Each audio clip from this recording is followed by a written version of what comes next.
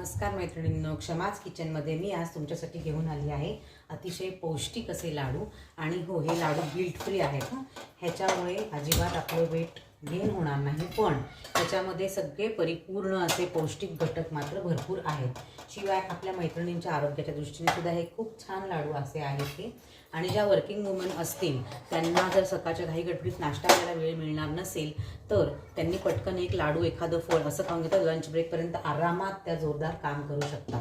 तर असे हे कोणते लाडू आहेत ते आपण बघूयात. तर आज आपण बघतो आहोत ड्रायफ्रूट्स, मखाना आणि ओट्सचे लाडू. तर इथे मी हे ओट्स घेतले आहेत, हे 1.5 कप ओट्स घेतलेले आहेत. तर हे आपण आता भाजून घेणार आहोत. ओट्स आपल्याला भाजायचे. ओट्स भाजायला जास्ती वेळ लागत नाही, अगदी 4 ते 5 मिनिटं फक्त ओट्स भाजायला लागतील. तर आपण हे ओट्स भाजून घेणार आहोत. त्यानंतर आपल्याला भाजायचे मखाने, आणि हे ओट्स आपण कोरडेच भाजायचे आहेत, त्याला काही घालायचं नाही भाजताना. शिवाय सध्या सगळीकडे मुलांचा एक्झामचा सीझन चालू आहे, तर आयांना खूप काळजी असते आणि मुलांचं मात्र खाण्यापिण्यात अजिबात लक्ष नसतं. आयांना त्यांना भरपूर पौष्टिक खाऊ घालायचं असतं. मग अशा वेळेला हा लाडू म्हणजे एक रामबाण उपाय आहे. समजा तुम्ही मुलांना एक लाडू आणि ग्लासभर दूध जर दिलं तर नो टेन्शन, काही काळजी करू नका, मुलांना त्यातनं भरपूर पौष्टिक असं सगळं मिळणार आहे याची खात्री बाळगा. तर ओट्स भाजल्यानंतर आपल्याला मखाने पण कोरडे भाजून घ्यायचे आहेत. तर आपण एक एक आपलं भाजत जाऊया. ओट्स आपले भाजत आलेत मैत्रिणींनो, बघू शकता तुम्ही रंग बदललेला आहे ओट्सचा आपल्या. तर असे हे आपण भाजून घ्यायचे आहे. ते मी काढून घेते एका परातीमध्ये. आणि आता ह्याच कढईमध्ये मी टाकते आहे मखाणे. मखाणे भाजायला थोडासा जास्ती वेळ लागतो, कधी जरा ते क्रिस्पी व्हावे लागतात, म्हणून मी थोडेसे आधी थोडे भाजून घेतलेले आहेत आणि तुम्हाला दाखवते आहे त्यांची भाजण्याची प्रक्रिया. तर आपले मखाने भाजलेत की नाही हे कसं कळेल, तर अजून भाजायचे आहेत आपले मखाने. छान असं ते तुटले पाहिजेत छान, म्हणून आपण थोडेसे अजून भाजून घेणार आहोत. मी मखाणे भाजून घेते आणि मी तुम्हाला पुढची प्रक्रिया दाखवते.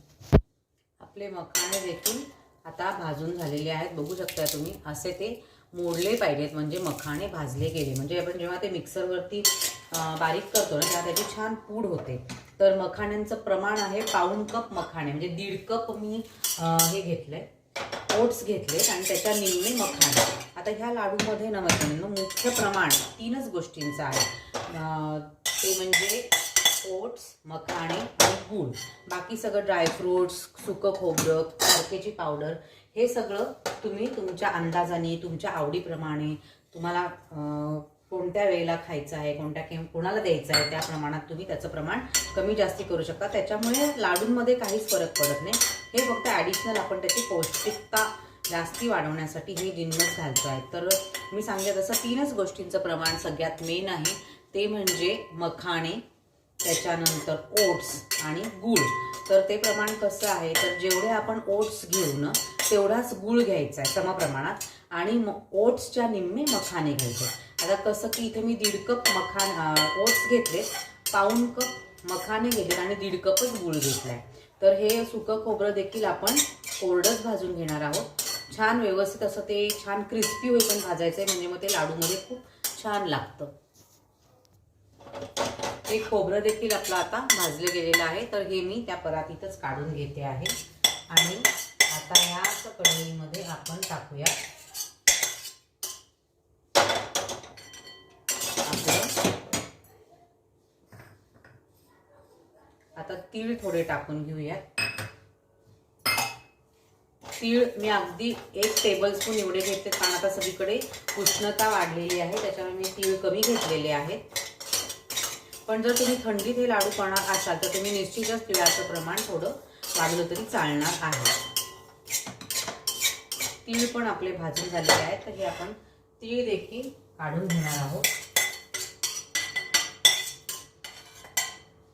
आणि या मी इथे सूर्यफुलाच्या बिया घेतल्या आहेत, 1 टेबलस्पून एवढ्या त्या बिया मी घेतलेल्या आहेत. तुमच्याकडे अजून कुठल्या दुसऱ्याही असतील सीड्स समजा, तर त्याही तुम्ही घालू शकता. म्हणजे मगज बी असेल किंवा अजून कुठल्या टरबुजाच्या बिया असतील, कुठल्या बिया असतील इतर. तर माझ्याकडे आत्ता सनफ्लावरच्या, सूर्यफुलाच्या बिया होत्या उपलब्ध, म्हणून मी त्या घेतल्या आहेत. त्या पण आपण थोड्याशा भाजून घेतलेल्या. फक्त मॉइश्चर कंटेंट आपल्याला जास्त नको आहे, म्हणून आपण हे भाजतो आहे. आणि ते आपल्याला वाटायला पण मिक्सरवरती काढायला पण सोपं पडतं भाजलेलं असेल तर सूर्यफुलाच्या बिया पण माझ्या भाजून त्याला अगदी एखादा मिनिटच भाजायची गरज असते. त्यानंतर इथे मी ही खारकेची पावडर घेतली आहे, तर 3 टेबलस्पून एवढी मी ती घेतलेली आहे. तर ती मी आता अगदी हलकी भाजून घेते आहे. त्याला पण खूप भाजायचं नाही आहे, पण कुठल्याही प्रकारचा लाडूला वास लागू नये किंवा लवकर खराब होऊ नये म्हणून आपण ही काळजी घेतो आहोत. तर असं आपण हे सगळं भाजून घेतो आणि हे गार करायचं आहे आपल्याला. झाली आपली खारीक पावडर पण भाजून. आता आपण गॅस बंद करणार आहोत आणि ही खारीक पावडर देखील आपण काढून घेणार आहोत. तर हे मी काढून घेते आहे सगळं आणि तुम्हाला मग पुढची प्रोसिजर मी दाखवते. आपलं मिश्रण गार होतंय तोपर्यंत आपण 1 चमचा तूप घालून घेतलंय कढईमध्ये आणि त्याच्यामध्ये मी हे ड्रायफ्रूट्स जे आहेत ते परतून घेते आहे. साधारणतः अर्धी वाटी एवढे मी ड्रायफ्रूट्स घेतलेले आहेत. ह्याच्यामध्ये मी काजू, बदाम, अक्रोड आणि काळ्या मनुका घेतलेल्या आहेत. पिस्ते वगैरे जर तुम्हाला जसं आवडत असेल त्याप्रमाणे तुम्ही याचं प्रमाण कमी जास्ती करू शकता. तर हे साधारण अर्धी वाटी होईल एवढं मी घेतलेलं आहे. तर हे आता छान आपण भाजून घेणार आहोत, तुपामध्ये परतून घेणार आहोत. तुम्हाला आवडत असेल तर मनुका पण घालू शकता ह्याच्यामध्ये आणि अजून तुमच्या आवडीप्रमाणे ड्रायफ्रूट्सचं प्रमाण तुम्ही कमी जास्ती तुमच्या आवडीप्रमाणे करू शकता. आपलं मिश्रण आपण जे केलं होतं मगाशी ते आता गार झाले भाजून, ओट्स आणि मखाना. तर ते मी आता मिक्सरमध्ये घालून व्यवस्थित त्याचं ग्राइंड करून घेते. आणि मिक्सरमध्ये जेव्हा मी घालती आहे तेव्हा त्याच्यामध्ये मी 1 टेबलस्पून हे फुटाणे देखील घालणार आहे. ह्याला भाजायची गरज नाही आणि याची सालं पण मी काढलेली नाही आहेत, कारण की ते फुटाणे ऑलरेडी भाजूनच आलेले असतात भट्टीतनं. सो मी ते भाजलेले नाही आहेत, पण फुटाण्यांमुळे त्याला चवही छान येते आणि शिवाय पौष्टिकपणातही वाढ होते. शिवाय मी इथे हे 1 चमचा जवस आहेत ते मात्र मी भाजून घेतलेले आहेत, तर तेही मी याच्यात टाकते आहे. जवससुद्धा ओमेगा 3 परिपूर्ण असतात आणि ते आपल्या शरीराला अत्यंत गरजेचे असतात. जसं मी म्हटलं तसे आपल्या मैत्रिणींसाठी हे लाडू म्हणजे खूप पूर्णपणे पौष्टिक आहेत आणि शिवाय गिल्ट फ्री आहेत. तर जवसामुळे त्याच्यामध्ये ॲड ऑन होणार आहे. तर मी आता हे वाटून घेते आणि मग तुम्हाला दाखवते. आता असं माझं हे बारीक करून झालेलं आहे, छान व्यवस्थित बारीक झालेलं आहे. तर हे मिश्रण मी पूर्ण काढून घेते आणि मग पुढची प्रोसेस. अशी ही आपली सगळी छान ते जे ओट्स आणि मखाना सगळ्याचं असं छान पावडर मी तयार करून घेतलेली आहे. तर ह्या कपाने ती 3 कप भरलेली आहे पावडर आणि ह्याच्यामध्ये आता आपला अजून 1.5 कप, ह्याच मापाने 1.5 कप आपला गूळ पडणार आहे. तर आपण पुढची प्रोसिजर बघूयात. आता परत गॅस ऑन करते आणि त्याच्यामध्ये आपण टाकून घेऊयात. साधारणतः 2 चमचे तूप मी टाकले आणि आता हा जो गूळ आहे 1.5 कप गूळ हा आपण ह्याच्यामध्ये टाकूया. आणि ह्या गुळाचा आपल्याला पाक करायचा नाहीये, फक्त गूळ थोडा परतून घ्यायचा आहे जेणेकरून आपले लाडू खूप व्यवस्थित आणि छान थोडासा सॉफ्ट होईल. एवढाच आपल्याला गुळाचं ह्याच्यामध्ये तेवढीच त्याला हीट लागू द्यायची आहे गुळाला, जेणेकरून आपले लाडू छान होतील, सॉफ्ट होतील. अशा पद्धतीने आपल्याला हा गूळ सतत हलवायचा आहे. अगदी मंद आचेवरती मी आता गॅस ठेवलेला आहे, फ्लेम गॅसची. तर मी हा गूळ आता व्यवस्थित करून घेते तयार आणि मग त्याच्यामध्ये आपल्याला हे सगळं आणि हे ड्रायफ्रूट्स टाकायचे आहेत. मग झाली आपली लाडूची तयारी पूर्ण झाली आणि मग गार झाली की आपण लाडू वळणार आहोत. बघितलं तुम्ही किती पटकन होतात, जास्त काही तयारी नाही, काही नाही आणि आपल्या उपलब्ध साहित्यातूनच ते झालेले आहेत. आता गॅसची फ्लेम ऑफ करते मी, कारण झालेलं आहे, त्याला सफिशियंट पाहिजे, आपल्याला हवी तेवढी त्याला हीट मिळालेली आहे. आणि आपण आता सतत हलवत राहायचं आहे गूळ, जेणेकरून गुळाची कन्सिस्टन्सी बिघडणार नाही. तर मी हे करून घेते आणि पुढची प्रोसिजर तुम्हाला दाखवते. मैत्रिणींनो, आपला गूळ देखील छान सॉफ्ट झालेला आहे, पूर्ण वळून आलेला आहे तो आपल्याला हवा तसा. आता ह्याच्यात आपण घालणार आहोत ही आपली पूर्ण पावडर.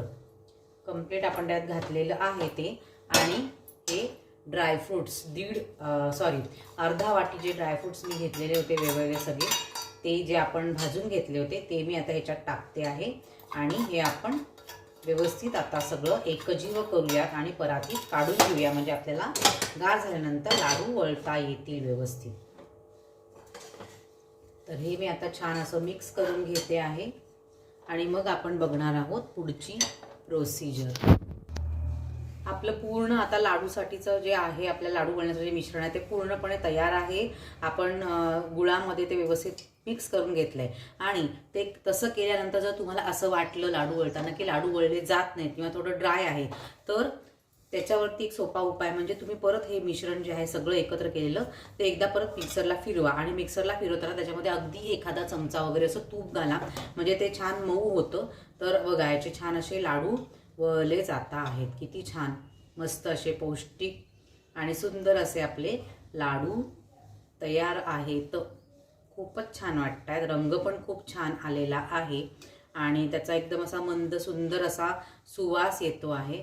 हे बघा, कमीत कमी तुपामध्ये अक्षरशः 3 चमचे तूप मी इथे घातलं होतं. तेवढ्या तुपामध्ये आपले हे लाडू छान असे वळले गेलेले आहेत. हे मी फाईन पावडर केलेली आहे ओट्सची आणि मखाण्याची. पण जर तुम्हाला अगदी फाईन पावडर नको असेल तर तुम्ही थोडंसं कमी जर का वाटून घेतलं मिक्सरला तरी पण ते छान होतं. खूप छान लागतात लाडू. नक्की करून बघा. खूप पौष्टिक आणि चविष्ट आहेत. आणि कसे झालेत मला सांगा. अजून ह्याच्यामध्ये काही ॲडिशन तुम्ही कशा पद्धतीने करत असाल तर कशा पद्धतीने करता, किंवा काही सजेशन तर नक्की कॉमेंटमध्ये कळवा. थँक्यू पूर्ण व्हिडिओ बघितल्याबद्दल.